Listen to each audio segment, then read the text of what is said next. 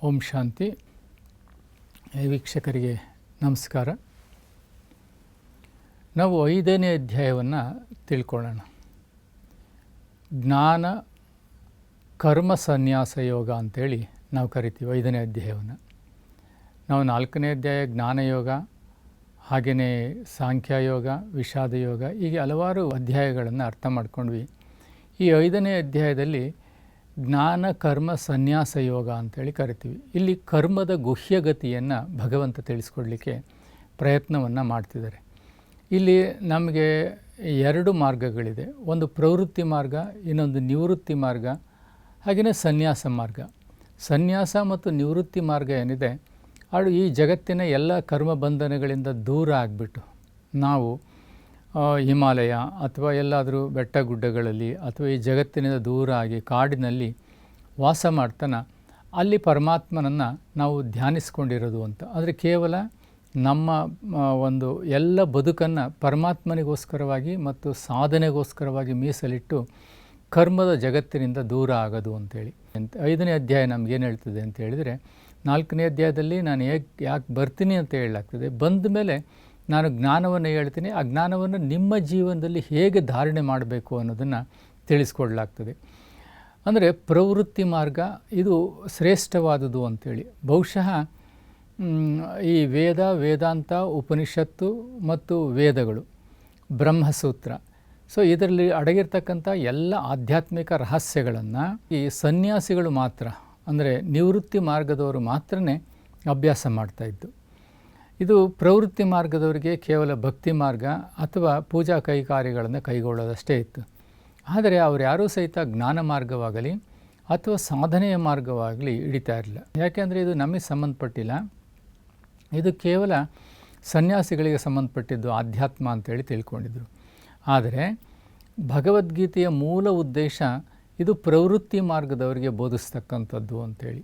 ಅಂದರೆ ನಾವು ಸಂಸಾರದಲ್ಲಿದ್ದುಕೊಂಡು ಪತಿ ಪತ್ನಿ ಮಕ್ಕಳು ಎಲ್ಲರ ಜೊತೆಯಲ್ಲಿದ್ದುಕೊಂಡು ಜೊತೆಯಲ್ಲಿ ನಾವೆಲ್ಲರೂ ಕರ್ಮವನ್ನು ಮಾಡ್ತಾ, ಅಂದರೆ ನಮ್ಮ ಉದ್ಯೋಗ ವ್ಯವಹಾರಗಳನ್ನು ಮಾಡ್ತಾನೆ, ಅದರ ಜೊತೆಯಲ್ಲಿ ಭಗವಂತನ ನೆನಪು ಮಾಡ್ತಾನೆ, ಸಾಧನೆಯನ್ನು ಮಾಡ್ತಾನೆ ನಾವು ಜೀವನ್ಮುಕ್ತಿಯನ್ನು ಪಡಿತಕ್ಕಂತಹ ಮಾರ್ಗವನ್ನೇ 5ನೇ ಅಧ್ಯಾಯದಲ್ಲಿ ಕರ್ಮ ಜ್ಞಾನ ಸನ್ಯಾಸ ಯೋಗ ಅಂಥೇಳಿ ಕರೆಯಲಾಗಿದೆ. ಅಂದರೆ ಜ್ಞಾನ ಕರ್ಮ ಸನ್ಯಾಸ ಯೋಗ ಅಂಥೇಳಿ. ಅಂದರೆ ಇಲ್ಲಿ ಜ್ಞಾನಯೋಗ ಮತ್ತು ಕರ್ಮಯೋಗ ಮತ್ತು ಸನ್ಯಾಸ ಯೋಗ ಈ ಮೂರನ್ನೂ ಸೇರಿಸಿ ಇಲ್ಲಿ ಹೇಳಲಾಗ್ತದೆ. ಜ್ಞಾನ ಮಾರ್ಗ ಏನಿದೆ, ಭಗವಂತ ಇಲ್ಲಿ ಏನು ಹೇಳ್ತಾನೆ ಅಂತ ಹೇಳಿದರೆ ಜ್ಞಾನ ಮಾರ್ಗ ಶ್ರೇಷ್ಠ ಅಂಥೇಳಿ ಹೇಳಲಾಗ್ತದೆ. ಆದರೆ ಜ್ಞಾನ ಮಾರ್ಗ ಶ್ರೇಷ್ಠ ಆದರೂ ಸಹಿತವಾಗಿ ನಾವು ಕರ್ಮವನ್ನು ಬಿಡೋ ಹಾಗಿಲ್ಲ. ಸಾಮಾನ್ಯವಾಗಿ ಶರಣರು ಕಾಯಕವೇ ಕೈಲಾಸ ಅಂಥೇಳಿ ಕರೀತಾರೆ. ಕಾಯಕ ಮಾಡ್ತಾ ಇದ್ದರೆ ಮಾತ್ರನೇ ಕಾಯಕದ ಮೂಲಕವಾಗಿಯೇ ನಾವು ಸಾಧನೆಯನ್ನು ಮಾಡಲಿಕ್ಕೆ ಸಾಧ್ಯ. ನಾವು ಕಾಯಕವನ್ನು ಬಿಟ್ಟು ಇರಂಗಿಲ್ಲ. ಇಲ್ಲಿ ಕಾಯಕ ಅನ್ನತತ್ವವನ್ನು ಶರಣರು ಬೋಧಿಸ್ತಾರೆ.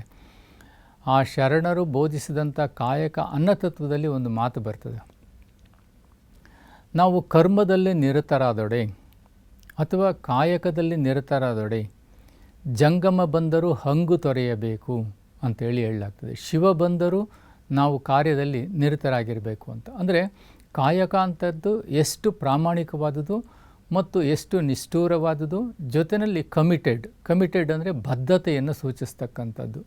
ದೆನ್ ಇನ್ವಾಲ್ವ್ಮೆಂಟ್ ಅಂತೇಳಿ ಕರಿತೀವಿ ಅಥವಾ ಪಾರ್ಟಿಸಿಪೇಷನ್ ಅಂತೇಳಿ ಕರಿತೀವಿ. ಅದರ ಜೊತೆಯಲ್ಲಿ ಇಂಟ್ರೆಸ್ಟ್ ಅಂತೇಳಿ ಕರಿತೀವಿ. ನಾವು ಇನ್ವಾಲ್ವ್ ಆಗಿ ಇಂಟ್ರೆಸ್ಟಿಂದ ಪಾರ್ಟಿಸಿಪೇಷನಿಂದ ಒಂದು ಕರ್ಮವನ್ನು ಬದ್ಧತೆಯಿಂದ ಕಮಿಟೆಡ್ ಆಗಿ ಪ್ರಾಮಾಣಿಕವಾಗಿ ಮಾಡಬೇಕು ಅನ್ನೋದನ್ನು ನಮಗೆ 5ನೇ ಅಧ್ಯಾಯ ತಿಳಿಸ್ಕೊಡ್ತದೆ.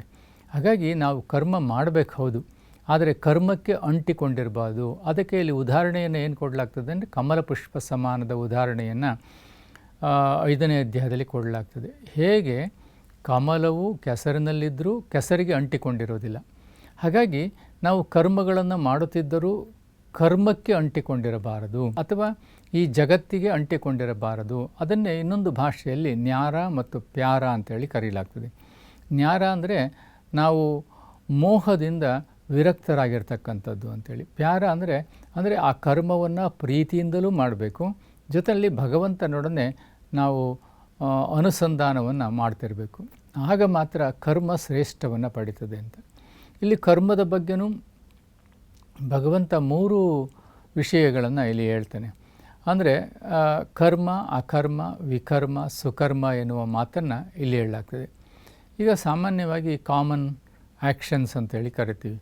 ಸಾಮಾನ್ಯವಾಗಿರ್ತಕ್ಕಂಥ ಕರ್ಮಗಳಂತಂದರೆ ದಿನನಿತ್ಯದ ಕರ್ಮಗಳು.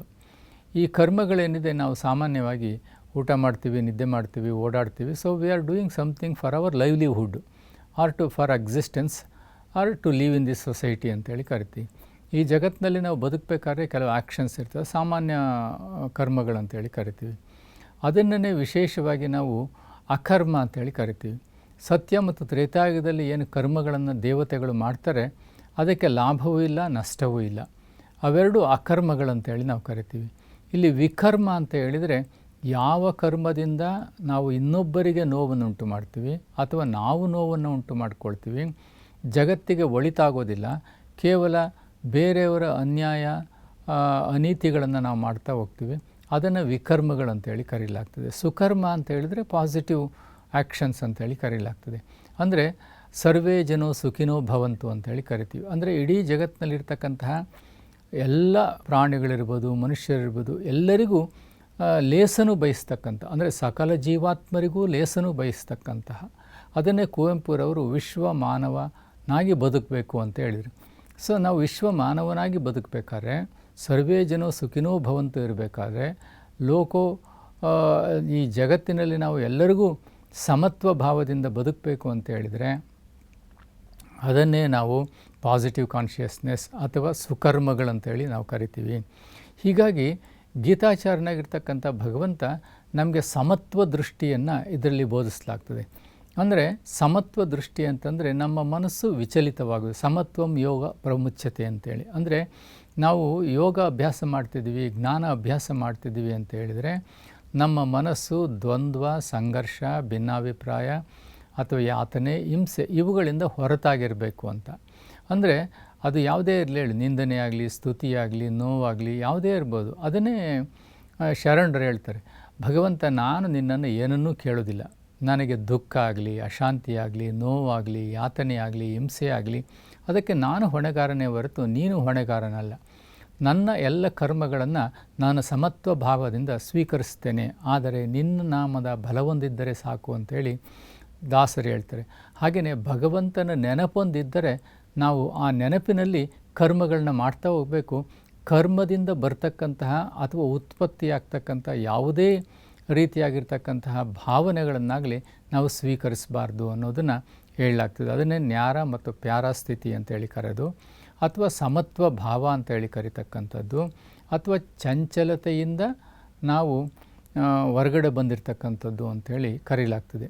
ಹೀಗೆ ನಮಗೆ 5ನೇ ಅಧ್ಯಾಯವು ವಿಶೇಷವಾಗಿ ನಮಗೆ ಬೋಧನೆ ಮಾಡ್ತಕ್ಕಂಥದ್ದು ಕರ್ಮದ ವಿಶೇಷತೆಯನ್ನು. ಹಾಗಾಗಿ ಇಲ್ಲಿ ಏನು ಸಂಘರ್ಷ ಏರ್ಪಡ್ತದೆ ಅಂತ ಹೇಳಿದರೆ, ನಾವು ಸನ್ಯಾಸಿ ಆಗಬೇಕಾ, ಕರ್ಮಯೋಗಿ ಆಗಬೇಕಾ, ಅಥವಾ ಜ್ಞಾನಯೋಗಿ ಆಗಬೇಕಾ, ಅಂದರೆ ಪಂಡಿತನಾಗಬೇಕಾ ಅಂಥೇಳಿ.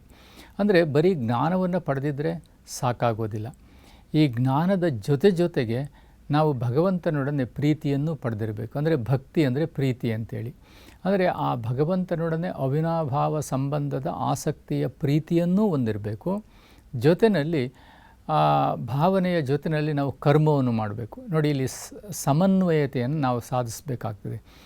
ಜ್ಞಾನ ಕರ್ಮ ಸನ್ಯಾಸ ಯೋಗ ಅಂದರೆ ಜ್ಞಾನವೂ ಇರಬೇಕು. ಅಂದರೆ ಭಗವಂತನ ಜ್ಞಾನ, ಭಗವಂತ ನಿರಾಕಾರ, ಪರಮಧಾಮದ ನಿವಾಸಿ, ಅವನು ಜ್ಯೋತಿ ಸ್ವರೂಪ, ಅವನು ಈ ಜಗತ್ತಿನಲ್ಲಿ ಹೇಗೆ ಬರ್ತಾನೆ, ನಾವು ಅವನೊಡನೆ ಅನುಸಂಧಾನ ಮಾಡ್ತಕ್ಕಂಥ ಪ್ರಕ್ರಿಯೆ ಏನು, ನಾನು ಆತ್ಮ ಈ ಶರೀರದಿಂದ ಹೇಗೆ ಭಿನ್ನನಾಗಿದ್ದೀನಿ, ನನ್ನ ಆತ್ಮದ ಮನಸ್ಸು, ಬುದ್ಧಿ, ಸಂಸ್ಕಾರ, ಅವಿನಾಶಿ, ಅಜರ, ಅಮರ, ಈ ಎಲ್ಲ ತತ್ವಗಳನ್ನು, ಈ ಎಲ್ಲ ದಾರ್ಶನಿಕತೆಯ ಮೌಲ್ಯಗಳನ್ನು ತಿಳಿದುಕೊಂಡು ಜ್ಞಾನಿಯಾಗಬೇಕು. ಹೌದು. ಹಾಗೆಯೇ ಜ್ಞಾನ ಇಲ್ಲಿ ಕರ್ಮವನ್ನು ಮಾಡಬೇಕು. ಹೇಗೆ ಮಾಡಬೇಕು? ಸನ್ಯಾಸ ಅಂತೇಳಿ ಕರೆಯಲಾಗ್ತದೆ. ಅಂದರೆ ಕರ್ಮದ ಯಾವುದೇ ಫಲಾಫಲಗಳನ್ನು, ಕರ್ಮಣ್ಯೇವಾಧಿಕಾರಸ್ಥೆ ಮಾಫಲೇಶು ಕದಾಚನ ಅಂತೇಳಿ ಮುಂದಿನ ಅಧ್ಯಾಯದಲ್ಲಿ ಬರ್ತದೆ. ಅಂದರೆ ಕರ್ಮವನ್ನು ಮಾಡಿದರೂ ಫಲಾಫಲಗಳನ್ನು ನಾವು ಸ್ವೀಕರಿಸಬಾರ್ದು. ಅದ್ಯಾವುದೇ ಇರ್ಬೋದು. ಆ ಫಲಾಫಲಗಳನ್ನು ಸ್ವೀಕರಿಸದೆ ನಾವು ಅತೀತರಾಗಿ ಕರ್ಮ ಮಾಡಿದಾಗ ಅದನ್ನು ಸನ್ಯಾಸ ಅಂತ ಹೇಳಿದರೆ ಸಂನ್ಯಾಸ ಅಂತ. ಅಂದರೆ ಕರ್ಮಕ್ಕೆ ಅಂಟಿಕೊಳ್ಳದೆ ನಾವು ಕರ್ಮವನ್ನು ಮಾಡ್ತಕ್ಕಂಥದ್ದು. ಆಸಕ್ತಿನೂ ಇರಬೇಕು, ನಿರಾಸಕ್ತಿನೂ ಇರಬೇಕು. ನಾವು ಬದ್ಧತೆಯೂ ಇರಬೇಕು, ನಿಷ್ಕಾಮ ಕರ್ಮವನ್ನು ಮಾಡಬೇಕು, ನಿಸ್ವಾರ್ಥವಾಗಿ ಕರ್ಮವನ್ನು ಮಾಡಬೇಕು.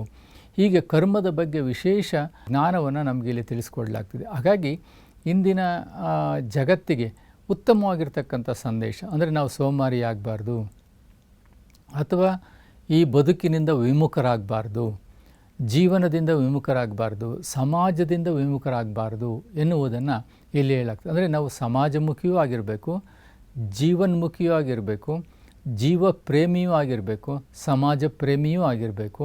ನಾವು ಪ್ರತಿನಿತ್ಯ ನಮ್ಮ ಅನ್ನವನ್ನು ನಾವು ಪಡೆದುಕೊಳ್ಳಿಕ್ಕಾಗಿ ನಾವು ಕರ್ಮ, ಉದ್ಯೋಗ, ವ್ಯವಹಾರಗಳನ್ನು ಮಾಡಿ ಸಮತ್ವ ಭಾವದಿಂದ ನಾವು ನಮ್ಮ ಬದುಕನ್ನು ಸಾಗಿಸಬೇಕು. ಜೊತೆಯಲ್ಲಿ ಭಗವಂತನನ್ನು ಇಟ್ಟುಕೊಂಡು ನಾವು ನಮ್ಮ ಬದುಕನ್ನು ಸಾಗಿಸಬೇಕು. ಅದು ಸಾರ್ಥಕ್ಯವಾಗಿರ್ತಕ್ಕಂಥ ಬದುಕಾಗ್ತದೆ ಅನ್ನುವುದನ್ನು 5ನೇ ಅಧ್ಯಾಯದಲ್ಲಿ ವಿಶೇಷವಾಗಿ ತಿಳಿಸ್ಕೊಡ್ಲಾಗ್ತದೆ. ಹಾಗಾಗಿ ವೀಕ್ಷಕರೇ, ನಾವು ಕರ್ಮ ಭಾವದಿಂದ ಇದ್ಕೊಂಡು, ಸಮತ್ವ ಭಾವದಿಂದ ಇಟ್ಕೊಂಡು ಆ ಭಗವಂತನ ನೆನಪಿನಲ್ಲಿ ನಾವು ನಮ್ಮ ಕರ್ಮಗಳನ್ನು ಮಾಡುತ್ತಾ ನಾವು ಆಧ್ಯಾತ್ಮಿಕ ಸಾಧನೆಯನ್ನು ಮಾಡೋಣ ಅಂತ ಹೇಳ್ತಾ ಎಲ್ರಿಗೂ ನಮಸ್ಕಾರ. ಒಳ್ಳೆಯದಾಗಲಿ.